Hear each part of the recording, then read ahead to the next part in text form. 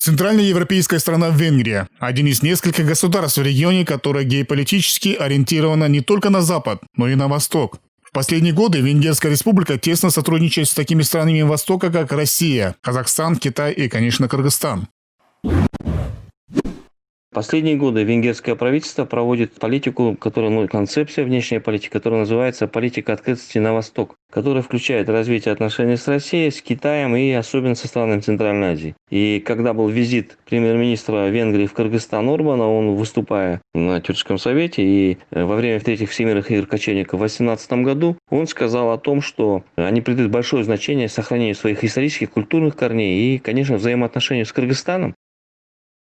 Наши страны связывает древняя история, ведь так называемые мадьяры считают себя потомками великих кочевых народов. Еще во времена Римской империи кочевники в лице гуннов и остготов перекочевали в Центральную Европу и осели на берегах Дуная. В начале 20 века видные венгерские ученые, историки начали изучать происхождение мадьяр, и большинство из них отметили, что предками венгр считаются кочевые народы, заселявшие Кыпчакские степи.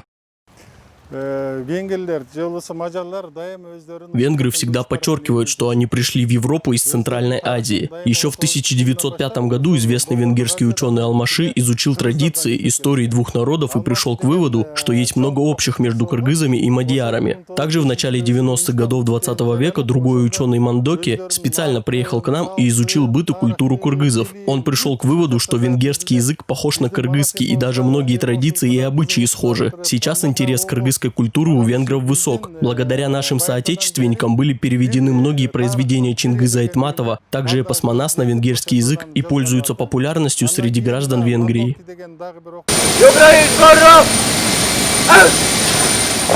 Кыргызстан и Венгрия с этого момента являются не просто дружескими странами, а стратегическими партнерами. Об этом было заявлено в ходе официального визита президента Сооронбая Джеймбекова в страну мадьяр. В рамках визита состоялся подписание меморандума о создании Кыргызско-Венгерского фонда развития и других документов о двустороннем сотрудничестве. По сути, этот документ открывает новую страницу кыргызско-венгерских отношений и является историческим событием, поскольку Венгрия станет для нас первым стратегическим партнером в Европе. Венгерская сторона выразила готовность внести в данный фонд $50 миллионов США в уставной капитал этого фонда. Основной целью фонда станет финансирование самоокупаемых проектов в приоритетных секторах экономики. Это станет хорошей поддержкой для бизнеса в период пандемии COVID-19. Отметим, что в составе делегации в основном представители бизнеса. Венгерские предприниматели заинтересованы в совместных делах в сфере торговли, сельского и водного хозяйства, экологии, фармацевтики, привлечения инвестиций и другое. И самое главное, у нашей страны есть особый статус ВСП+. Венгрия в данном случае для нас может стать золотым мостиком для более успешной интеграции нашей страны и, в частности, нашей экономики в глобальную экономику. Мы обладаем сейчас статусом ВСП+, как мы знаем, но долгие годы мы не можем ее эффективно использовать. И в этом плане Венгрия нам может послужить сейчас трамплином, очень хорошим трамплином. И те договоренности, которые достигнуты, если мы будем реально стремиться делать все возможное для того, чтобы реализовать на практике, мы можем добиться очень хороших результатов.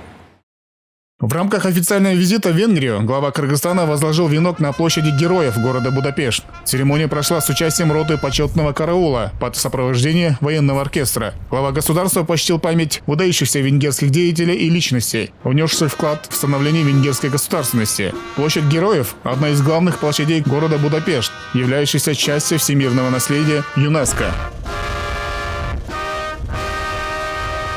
Далее Сооронбай Джеймбеков принял участие на церемонии присвоения городскому скверу имени великого писателя Чингиза Айтматова. Кроме этого, наши страны договорились об увеличении квот для студентов из Кыргызстана. Джеймбеков подчеркнул, что на переговорах в узком формате удалось конструктивно обсудить широкий спектр вопросов. Он согласился с мнением Виктора Орбана о важности перехода от слов к делу в деле развития двухстороннего сотрудничества. Также, подытоживая свое выступление, Сооронбай Джеймбеков пригласил премьер-министра Венгрии Виктора Орбана посетить Кыргызстан с государственным визитом в любое удобное для него время.